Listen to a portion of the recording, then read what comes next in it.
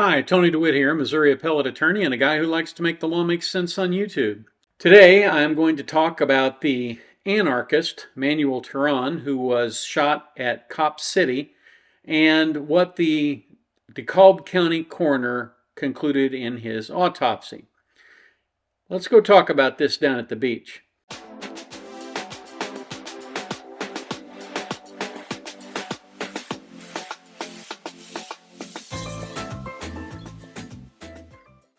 So as I've said many times, I think it's wise to avoid relying on the media narrative whenever you are dealing with a situation where things are involve hot button issues and people may have an incentive to be less than judicious with their use of facts and data.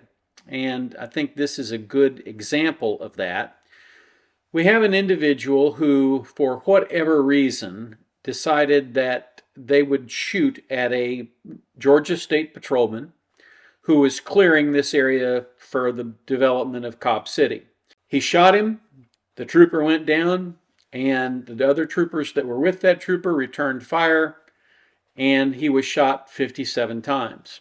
Now, that's a lot of times to be shot. Couldn't agree more with that. But the fact of the matter is, when the police come, they usually bring their friends, and if their friends see one of their own go down, they are going to shoot. That's kind of the situation that they were in here. They had a trooper. They were peacefully clearing this land, moving people off. They weren't arresting anybody.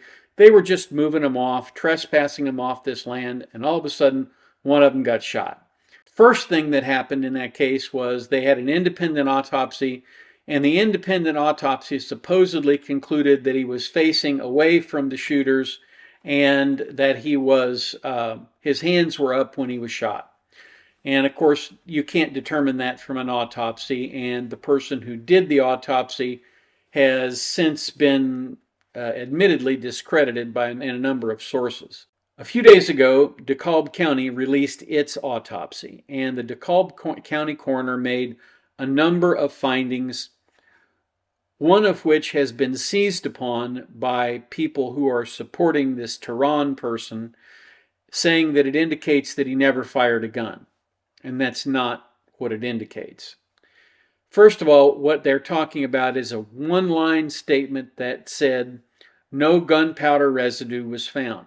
And of course, if you're not familiar with forensics and you're not familiar with how things like this are done, you might mistake that for it being equivalent to him not firing a gun, but that's not the case. First of all, gunpowder residue is visible to the naked eye. You can see it. And normally it occurs when you have a close-in other words, 3 feet or less, or almost a contact wound with a firearm, because gunpowder comes out the barrel. Now, gunpowder is different than gunshot residue. Although there can be gunpowder in gunshot residue is different, because the way gunshot residue is produced is when the hammer or the firing pin strikes the primer on a cartridge. That detonates the cartridge and expels the projectile down the barrel. At the same time, on a semi-automatic handgun, the back pressure forces the spent casing out the side of the firearm. So if you're holding the firearm here, and this represents the firearm, then the casing fires out that way, right? So because the casing fires out that way, you do tend to get some gunshot residue on that side of the hand or on the top of the hand. And that's where they look for gunshot residue. And gunshot residue is a mixture of the metals that are involved in the primer, as well as some of the byproducts of combustion of the gunpowder in well, it's not actually gunpowder, it's essentially smokeless powder, and sometimes even flashless powder that is in the cartridge. And it depends a great deal on what brand and what type of powders were in the cartridge as to how much and of what type gunshot residue you're going to get. More importantly, even when there is gunshot residue, it can easily be washed off or brushed off just by physical motion. You can reduce it. We don't know how long it was between the time he was shot and the time they actually bagged his hands in order to know what might have happened to him. Surely they pulled him out of the tent. I would assume that they tried to give life-saving measures there, which were futile. And then they called the paramedics. The paramedics said there's nothing we can do. And at that point in time, they bagged the hands. Well, again, depending on how much movement, how many people handled those hands before they were bagged, all of those things can diminish the amount of gunshot residue. But the fact is, we don't know whether there was gunshot residue on those hands or not, because the GBI has not released that information yet. And of course, in the middle of a complex investigation, you wouldn't expect them to release information piecemeal. Now, the media narrative seems to be, well, I guess that means he didn't shoot the trooper. But that overlooks a couple of key pieces of evidence. One being that the gun was found next to the person who was killed, and two, the gun had been purchased by the person who was killed.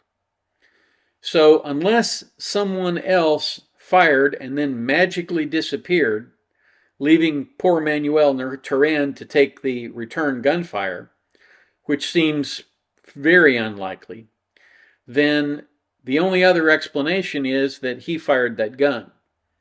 And then when he was shot, he dropped the gun.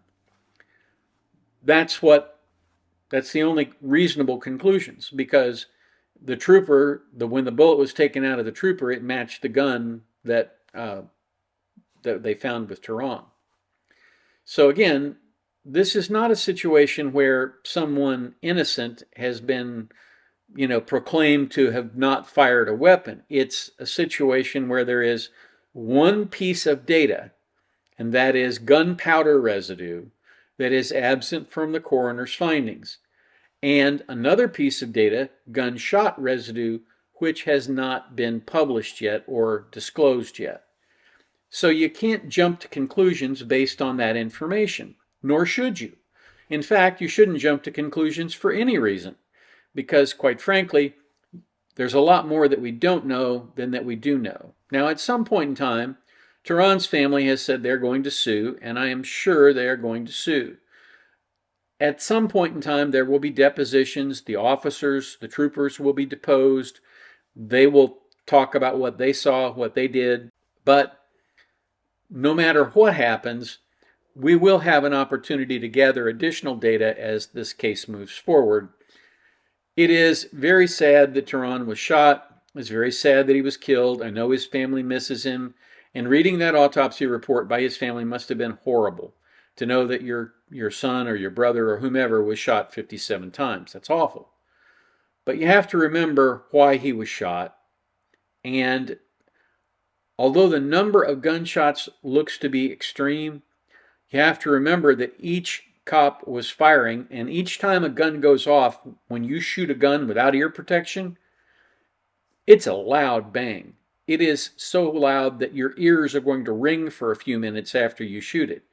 You may not hear the other people who are shooting when they shoot. And so it is completely possible that there were 57 shots fired at this guy and all of them hit him. There might have been 70 shots fired at him and a few missed. I don't know. But either way, they say the wages of sin is death. Unfortunately, the wages of shooting at a police officer or a state trooper are death. I mean, that's just normally what happens. And that's because they have to stop the threat. There are other officers on the line. They wanted to make sure that those other officers weren't hit by additional gunfire, and so the gunfire was returned rapidly and in full force. And I'm sure each of those officers has been debriefed thoroughly and will have an opportunity to tell their side of the story at some point. So before you get all the evidence in, you have to be sure that you have the correct evidence and that the evidence actually says what you think it says. The media is terrible at this. They take one piece of information and they spin that into something else. And that's not what they ought to do. That's just my 2 cents for what it's worth. So thank you for watching. I had an opportunity this morning when I took back some gear to the UPS store to sit there and hold the door for about 4 people, all of them carrying boxes. Made me feel good. I hope you get an opportunity to do something like that today for your fellow man. Have a great day, guys, and I'll catch you out here next time on the beach.